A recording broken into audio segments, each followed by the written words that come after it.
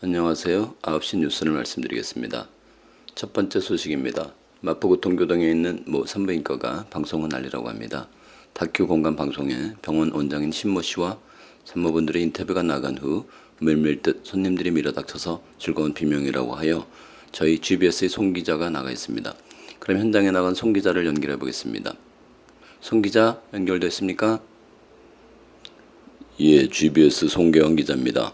저는 지금 마포구 동교동의 G 산부인과에 나와 있습니다. 지금 이곳은 좁은 대기실이 꽉 차서 앉을 자리조차 없습니다. 저도 간신히 비좁은 틈 사이에서 방송하느라 상황이 그리 좋지 않습니다. 손 기자, 방송에 나간 후 어떤 변화가 있었는지 시청자분들께서 궁금해하시고 있는데 간략히 알려주시죠. 예, 여기는 원래 10분 정도의 대기 인원을 소화할 수 있다고 합니다. 그러나 지금 어림짐작으로만 봐도 거의 20만 명, 죄송합니다. 20명 정도의 손님들이 빽빽이 서 있습니다. 진료까지 대기 시간만 앞으로 1시간 이상이 걸릴 거라고 합니다.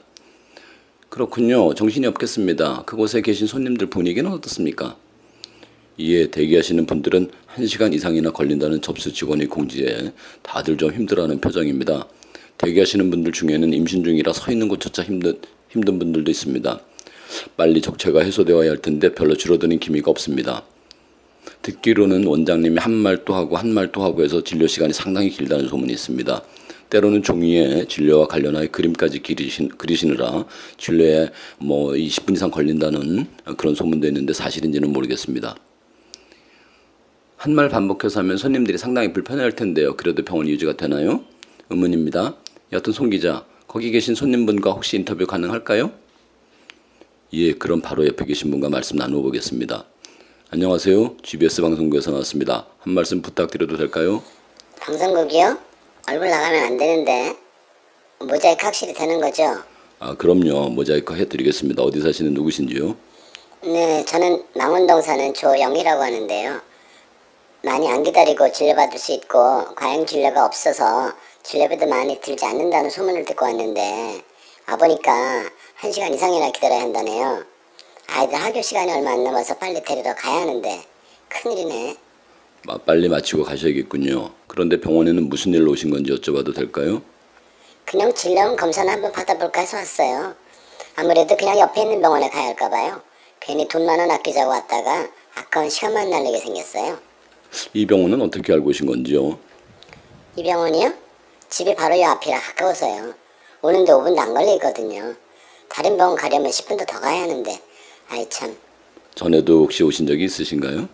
네, 전에 왔을 때는 바로바로 오자마자 5분도 안 기다리고 진짜 받았거든요. 그 다큐인가 뭔가에 나오고 나서 이 난리네요. 예, 많이 불편하시겠군요. 아무래도 1시간 이상 기다리시려면. 그럼요. 여기가 골목 식당에 나온 돈가스 집도 아니고 1시간 이상씩 기다려서 진찰을 받는다면 누가 좋아하겠어요. 네, 그렇겠네요. 그럼 진찰 잘 받고 가시기 바랍니다. 인터뷰 감사합니다. 송 기자, 잘 알겠습니다. 손님분들의 원성이 상당해 보이는군요. 그럼 계속 현장 상황 살펴봐 주시고 특별한 것이 있으면 그때 다시 연결하도록 하겠습니다. 네, 잠시만요. 손님들이 웅성웅성거리고 소리가 납니다. 무슨 일인가 알아보겠습니다. 옆에 계신 분께 한번 물어보겠습니다. 무슨 일이죠? 지금 원장님이 급한 분만 있어서 가신다네요. 가시면 30분 이상 걸린다는데 정말 짜증나네요. 전 얼차까지 내고 왔는데. 원장님 혼자 진료를 보니 그런 문제가 있군요. 감사합니다. 그럼 마이크를 스튜디오로 넘기겠습니다. 이상 마포구에서 GBS 송교향 기자였습니다. 다큐 공간 방송이 나간 후에 손님분들은 늘었는지 병원 형편은 좀 나아졌는지 궁금해하시는 분들이 있을 것 같아서 가상의 뉴스로 좀 재미있게 꾸며보았습니다. 그러나 위 뉴스는 실제 상황은 아니며 연출입니다. 실제는 어떻게 변했는지 사진과 자료를 보면서 말씀드리겠습니다. 지금 보시는 것은 대기실 모습입니다. 진료가 다 마무리되고 나서 한가한 모습이냐고요? 아닙니다. 그럼 진료를 시작하기 전 모습이냐고요? 역시 아닙니다. 그럼 방송 전에 나가기 전에 대기실 모습이랑 비교해보는 사진이냐고요? 아닙니다. 오늘 오후 4시쯤 무렵의 외래 모습입니다. 평소에도 오후 4시 정도 이후는 한가해서 그 점은 방송 전이나 후나 별반 차이는 없습니다. 그러나 외래 방문 환자는 약간 늘었습니다. 일주일간의 진료 현황표를 보여드리겠습니다. 왼쪽이 방송이 나가기 전 일주 전이고 오른쪽이 방송이 나간 후 일주일 후 것입니다. 생각보다 변화는 없습니다. 외래 방문객보다 크게 변한 것 중에 하나는 유튜브 구독자 수입니다. 수개월간 1000명 언저리에 있던 것이 방송이 나가고 1만 명이 넘는 구독자가 되었습니다. 10배 이상 늘어난 것입니다. 그 외에도 소소하게 달라진 것이 있는데 얼굴도 모르는 분들이 선물을 보내주시거나 혹은 보내시겠다고 하는 전화가 옵니다. 오늘만 해도 어떤 분께서 생구를 보내주셨습니다. 지금까지 산부인과 의사로 감사하게도 많은 선물을 받았습니다. 물론 선물을 준 분이 누군지도 알고 있고 주신 의미도 잘 압니다.